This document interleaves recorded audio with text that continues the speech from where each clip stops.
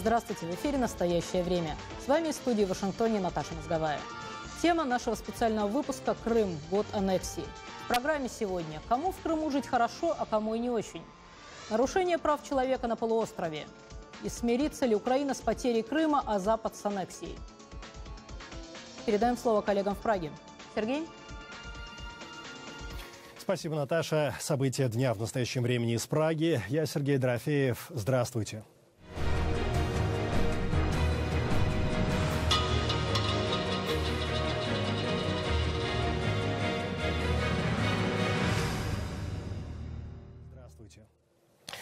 Крым нашу год. 20 марта 2014-го Госдума ратифицировала договор о принятии полуострова в состав России.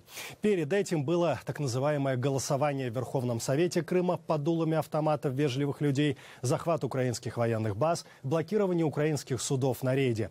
Позже никем не признанный референдум о статусе полуострова.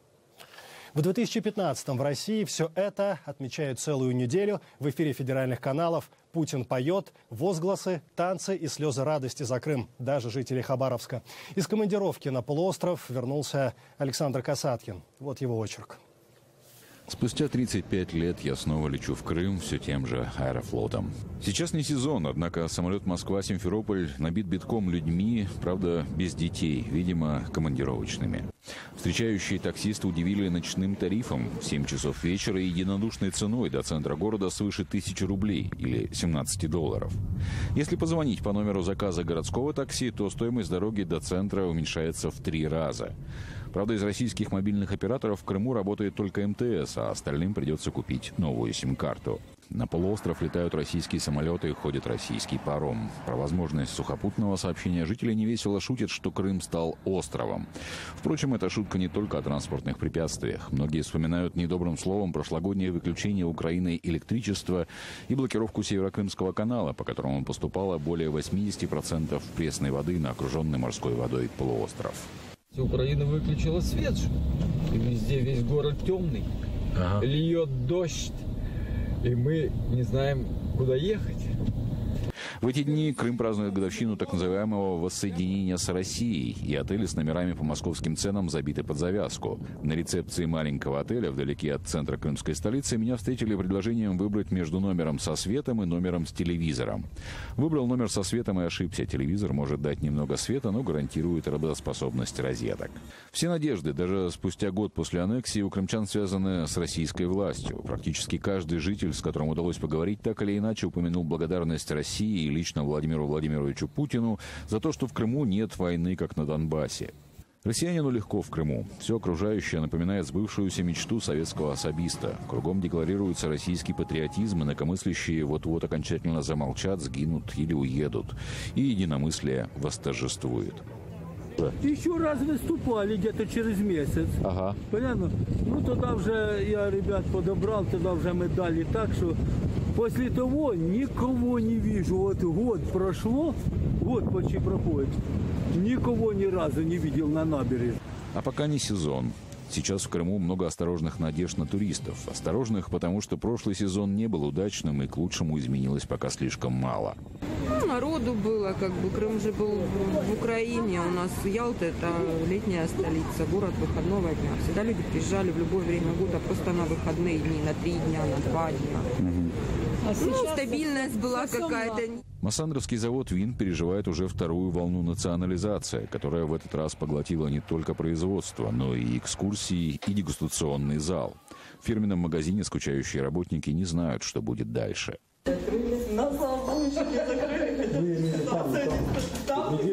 Новая волна национализации не дает особых надежд, что изменения будут ощутимы к лету. Дома отдыха и профилактории, переставшие быть частной собственностью, пока лишены финансирования и вряд ли доставят радость туристам.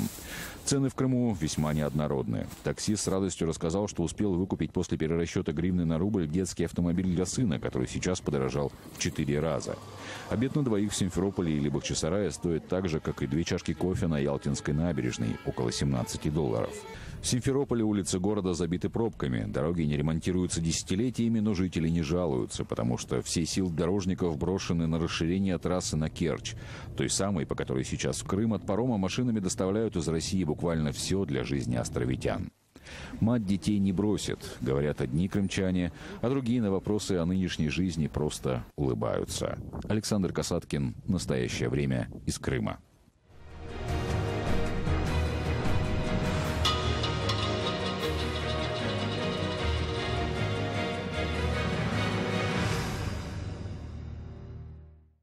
Ну, впечатлений из Крыма Александр привез больше, чем мог вместить его дневник. О том, что осталось за кадром, о своих личных наблюдениях, смотрите в небольшом интервью.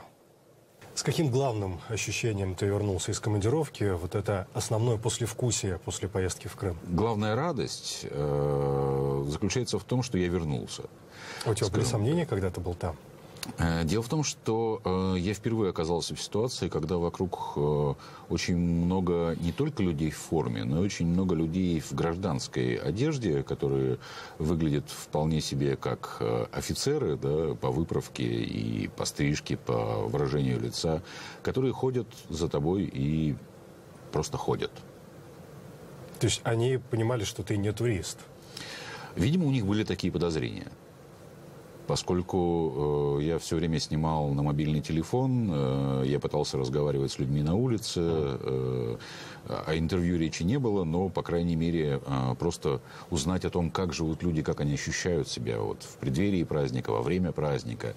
К сожалению, люди не говорят на камеру, они могут говорить как-то так, когда их не снимает ничто и никто. Ну, ты ощутил, понял, идентифицировал два лагеря среди крымчан, абсолютно пророссийская позиция, и те люди, которые считают, что Крым был аннексирован, и это до сих пор территория Украины, те же крымские татары.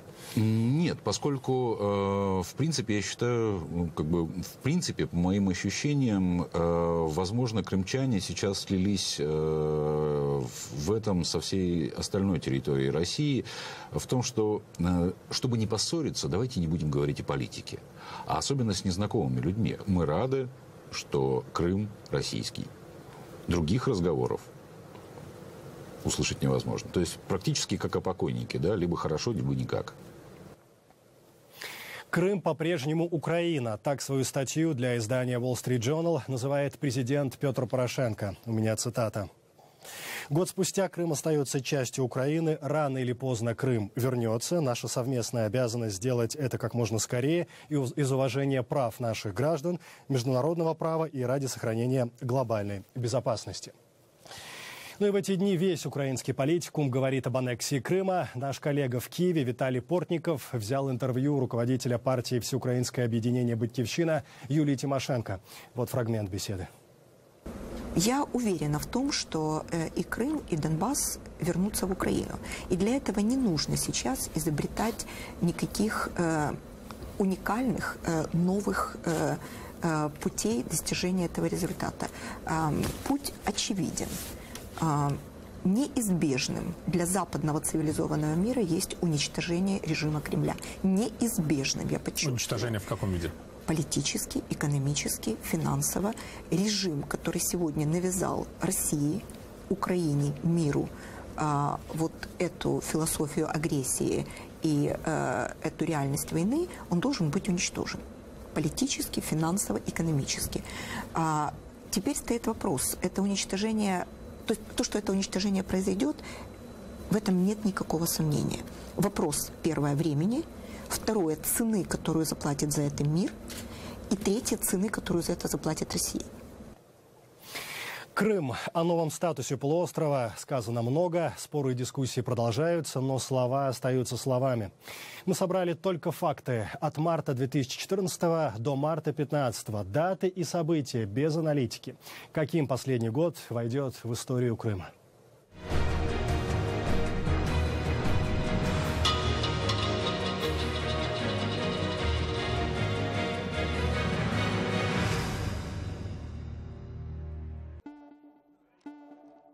20 марта 2014 года. Государственная Дума ратифицирует договор о принятии Республики Крым в Российскую Федерацию. Документ подписали Владимир Путин, Сергей Аксенов, Владимир Константинов и Алексей Чалый. Мировое сообщество его так и не признает. 21 апреля 2014 года. Лидеров Меджлиса крымско-татарского народа запретили на всех телеканалах в Крыму. 25 мая 2014 года. В Крыму пропадает первый проукраинский активист Леонид Корж. С этого момента пропажа людей становится обыденным явлением для аннексированного полуострова. За последний год в Крыму было похищено как минимум 9 человек. Среди них гражданские активисты, крымские татары и этнические украинцы. 1 июня 2014 года. На территории полуострова полностью прекращается обращение украинской валюты. Согласно указу президента России Владимира Путина, официальной денежной единицей становится российский рубль. 26 июля 2014 года. Евросоюз вводит первые санкции против ряда крымских компаний, таких как Севастопольский морской порт и общественная организация «Соболь». Ограничительные меры в наибольшей мере затрагивают финансовые и энергетические секторы. 27 сентября 2014 года. На административной границе между материковой Украиной и аннексированным полуостровом появляется полноценная таможня. Украинские товары начинают исчезать с территории Крыма. –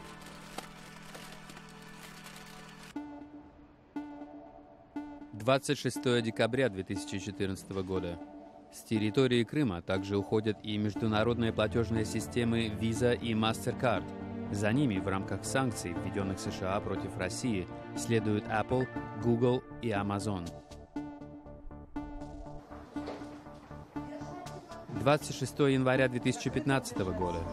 В Симферополе вооруженные люди в масках и военной форме без опознавательных знаков проводят обыск в офисе крымско-татарского телеканала АТР. У телеканала начинаются проблемы с продлением вещательной лицензии. 1 марта 2015 года. В Крыму завершается процесс экспроприации предприятий. Имущество украинских сотовых операторов, а также крупнейший судостроительный Севморзавод забирает местная власть.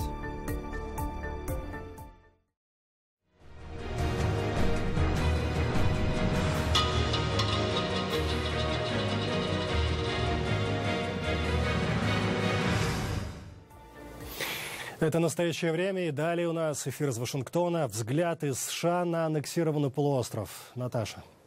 Спасибо, Сергей. На данный момент представляется маловероятным, что Крым в обозримом будущем будет возвращен Украине. О том, есть ли шанс, что Вашингтон когда-нибудь признает аннексию полуострова, мы спросили спецпредставителя США в ООН Саманту Пауэр.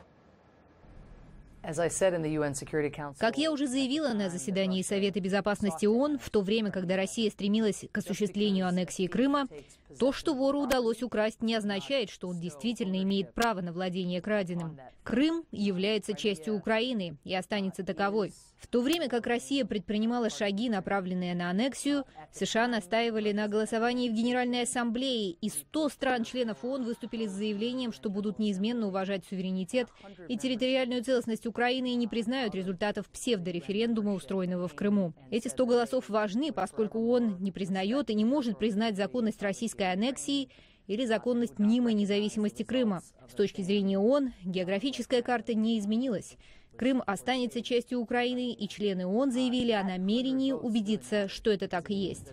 Я думаю, что сегодня, год спустя, необходимо вспомнить, чем являлось то голосование в Крыму, ставшее прелюдией действий России. Голосование в Крыму предоставляло населению ложный выбор – полную независимость от Украины или присоединение к России. Вариант оставаться в составе Украины не был даже представлен людям, которые долгое время жили в составе этой страны. Мы знаем, что после того эффективного референдума население Крыма оказалось в трудных условиях.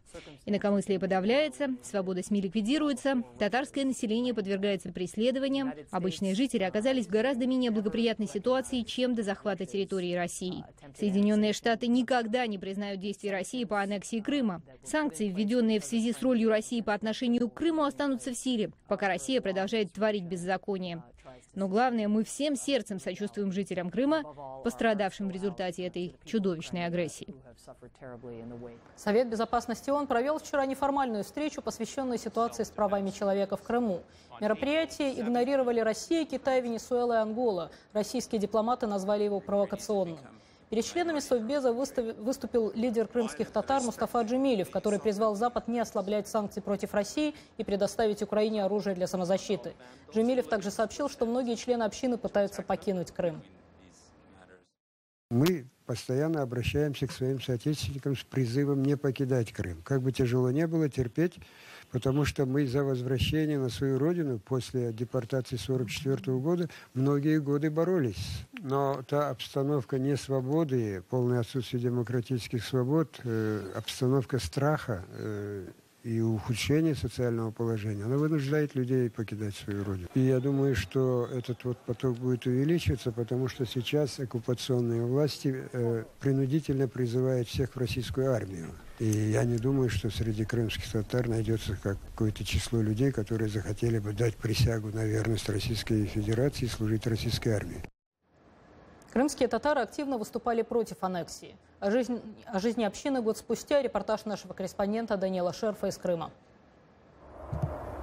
Год назад Рифат Аметов похоронил своего брата Ришата в день, когда Москва подписала закон о вступлении Крыма в состав Российской Федерации. Ришат, активно выступавший против действий России в Крыму, был похищен и после пыток убит. Власти никого не привлекли к ответственности и, по словам Рифата, прекратили расследование. И при том, что есть видеоматериалы и известны и следы, откуда они взялись, эти люди. И при этом говорить, вот, неизвестно, как можно доверять этой власти. В интернете найти.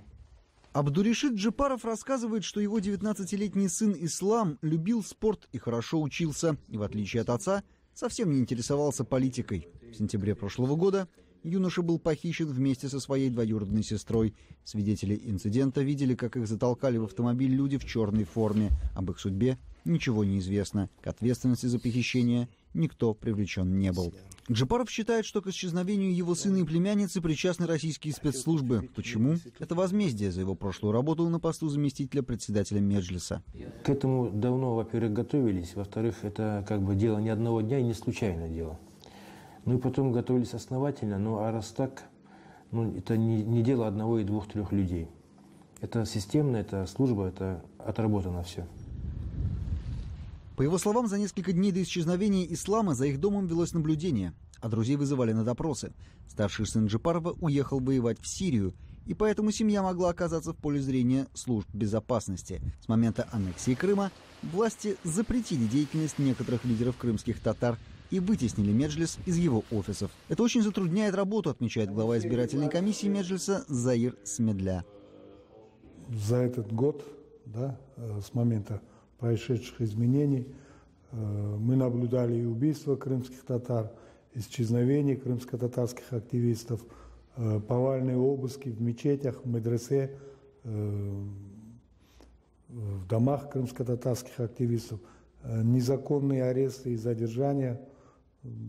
И все вот это делается ради того, чтобы в крымско-татарское сообщество, как и в целом в общество крымское, ввести страх. Татары составляют порядка 13% населения Крыма. Они активно выступали против референдума о присоединении к России. Российские и крымские власти отрицают, что крымские татары подвергаются давлению и притеснениям в составе России и продолжают настаивать, что их положение после аннексии улучшилось. В канун годовщины аннексии Крыма на Капитолийском холме в Вашингтоне прошла масштабная акция в поддержку украинского правительства. На ней выступил целый ряд американских законодателей. Особенно эмоциональным стало обращение сенатора-республиканца Теда Круза. Ровно год назад Путин совершил акт агрессии против украинского народа. Путин вторгся в Крым под вымышленным предлогом. Более того, всего пару недель назад он сам признался всему миру, что это был вымышленный предлог, а настоящим мотивом являлось военное вторжение. И весьма прискорбно, что в течение последнего года ни Америка, ни Европа не выполнили своих договорных и моральных обязательств и не встали плечом к плечу с украинским народом. Мы должны сегодня же, прямо сейчас, в эту самую минуту начать поставки властям Украины оборонительных видов вооружений. Конгрессмен-демократ Сэнди Левин тоже осудил действия Кремля в Крыму и Восточной Украине. Он дал интервью во время встречи с общественностью, посвященной украинскому кризису. Наше давление на Москву будет нарастать. Над этим работают и президент США, и европейские лидеры. В конце концов, власти России должны понять, что они не имеют права нарушать соглашения, которые они же сами и подписали. Иначе им придется каждый раз иметь дело с усилением наших ответных мер. О недопустимости аннексии суверенных территорий заявил посол Украины в США Александр Моцик. В интервью «Настоящему времени» он подчеркнул незаконность действий России в Крыму. Российская агрессия – это война не только против нашего народа, это война против европейских демократических ценностей, это война против всего цивилизованного мира.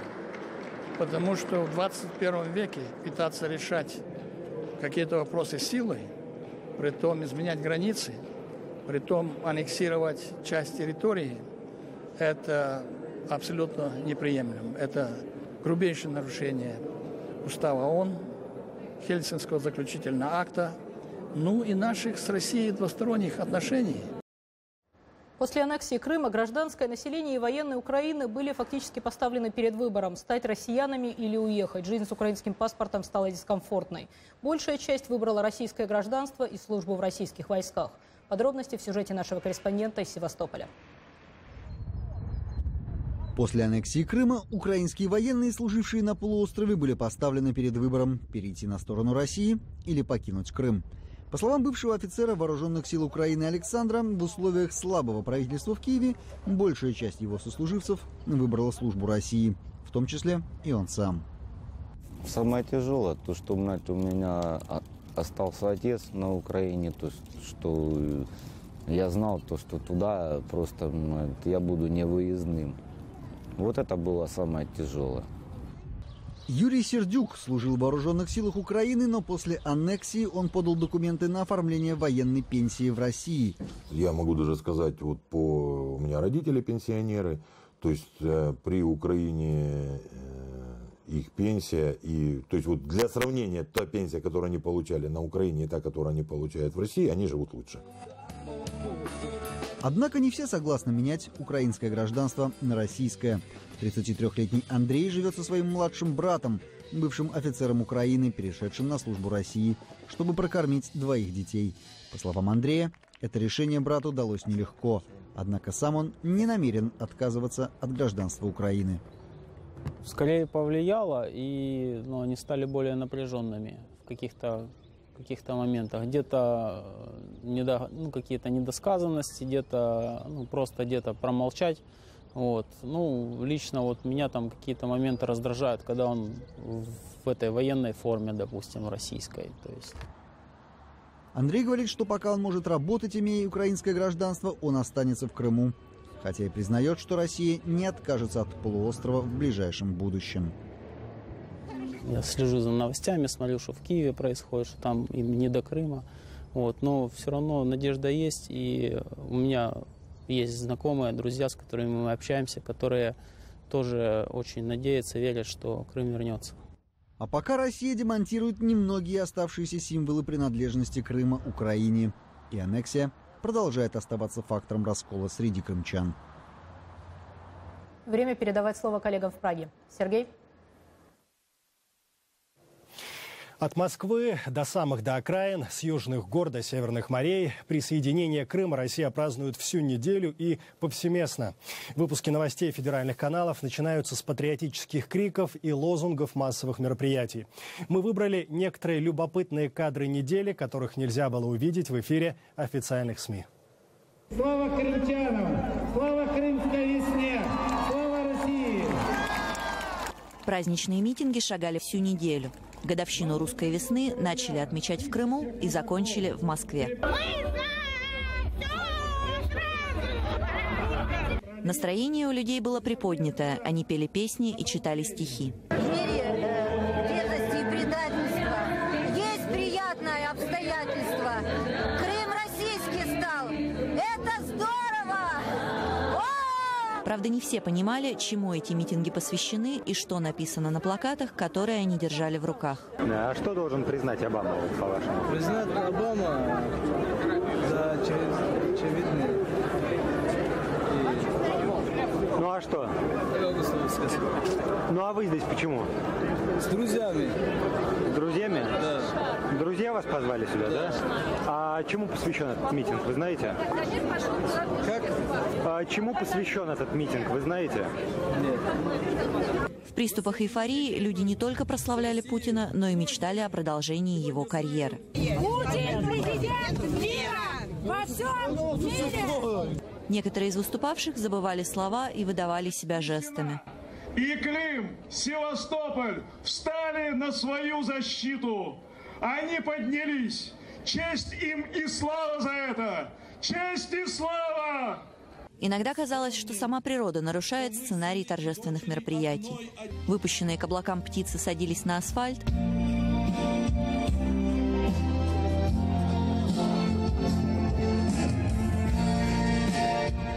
а воздушные шары лопались и повисали на деревьях под звуки гимна.